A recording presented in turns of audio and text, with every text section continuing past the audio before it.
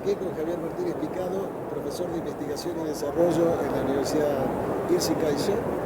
Y hoy, Javier, hemos tenido una plenaria muy interesante sobre terapia celular y terapia génica. Teniendo en cuenta que tenemos un público amplio mirando este reporte de prensa en español, ¿puedes explicarnos de qué se trata? Estamos hablando de terapias muy nuevas y muy avanzadas para todo el mundo, incluso para las personas que hacen más clínica. De hecho, hay muy poquitas terapias hoy en día aprobadas en medicina para el uso de terapias génicas. Fijaos, eso se trata en que disponemos de nuevas herramientas que nos permiten editar el genoma humano y nos permiten editarlo de una forma muy precisa. Hay básicamente tres herramientas que tienen de sus nombres ingleses los Zinc Finger Nucleases, los TALENs y el CRISPR-Cas9, que es la más nueva y quizá la que más se ha popularizado últimamente. La pregunta es, en el mundo de la infección por VIH, ¿cómo podemos utilizar estas herramientas para realmente eliminar el virus? Un virus que se integra en el genoma humano y por tanto nos vemos limitados para poderlo expulsar de ese genoma humano. Y además las células, cuando se dividen con el virus. Para ello, una de las expectativas que tenemos es utilizar precisamente la terapia génica. Hay diferentes enfoques, pero uno de ellos es muy sencillo, es utilizar estas herramientas de terapia para alterar o deshabilitar algunos de los genes que son claves en el proceso de infección y replicación del virus. Y uno de ellos es un gen que llamamos CCR5, que es ni más ni menos que la puerta de entrada del virus a las células. Si conseguimos inhabilitar esa puerta, el virus no va a poder entrar en las células. Ahí te hago una pregunta como clínico. ¿Por qué no lo pudimos hacer con Maraviroc, que precisamente actúa sobre ese correceptor? Bueno, Maraviroc funciona. Y es un fármaco que sabemos que funciona, lo único que tiene también, como todos los otros fármacos, sus limitaciones. ¿Por qué? Porque un medicamento se une y se desune a su diana terapéutica y eso produce ciertas limitaciones en cuanto a la eficacia terapéutica. En cambio, si somos capaces de completamente eliminar el gen que produce la proteína, eso nos favorece enormemente el hecho de que no va a haber ninguna puerta para que el virus pueda penetrar en las células. Entonces, esta es una de las estrategias. Para la mentalidad simple de un clínico que no tiene la genialidad de un básico, estaríamos haciendo una especie de cirugía sobre el genoma.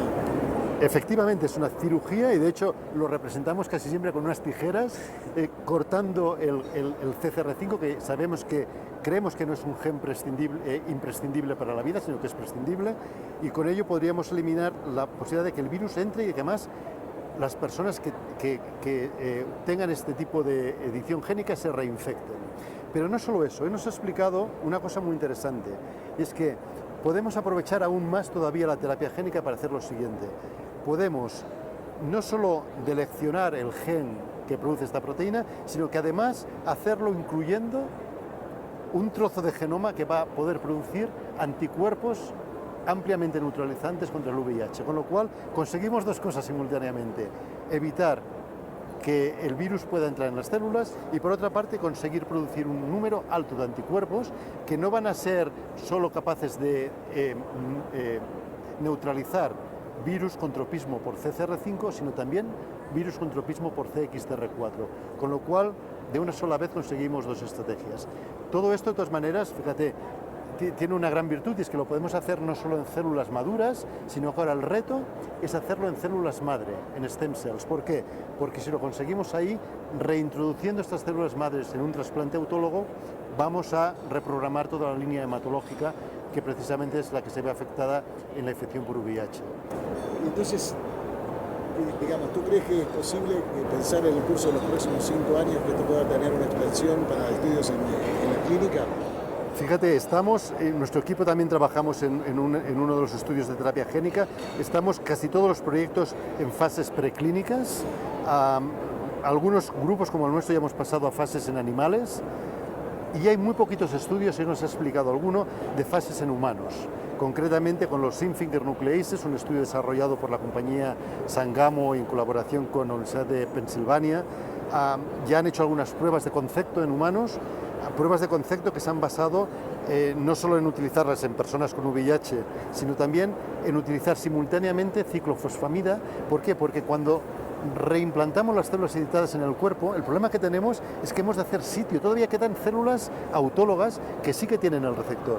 Hemos de hacer sitio a esas células, hemos de buscar cómo eliminarlas para poder repoblar de una forma eficaz esto. De todas maneras, hablamos, por una parte, de terapias complejas, hablamos de terapias caras, hablamos de terapias cuyos efectos secundarios no los conocemos bien y por último hablamos de esto lo hacemos ex vivo, o sea, tratando las células en el laboratorio y reimplantándolas, o tenemos mecanismos que existen para poner estas herramientas de terapia génica en vectores que los podemos poner en el músculo, por ejemplo, vectores que se queden en el músculo y sistemáticamente vayan produciendo lo que nos hace falta. Estamos ahí en una fase realmente muy interesante de ver cómo en los próximos 3, 4, 5 años evolucionarán las terapias génicas. Es decir, que en el futuro, más allá de la terapia antirretroviral, podemos especular porque podemos tener herramientas que fortalezcan el sistema inmunológico y que además permitan con esas tijeras modificar la composición genética del virus y de esta manera ser más exitosos todavía en el tratamiento en un camino hacia una posible cura. Yo tengo mucha fe en este tipo de terapias. Muchas gracias, Javier. Gracias.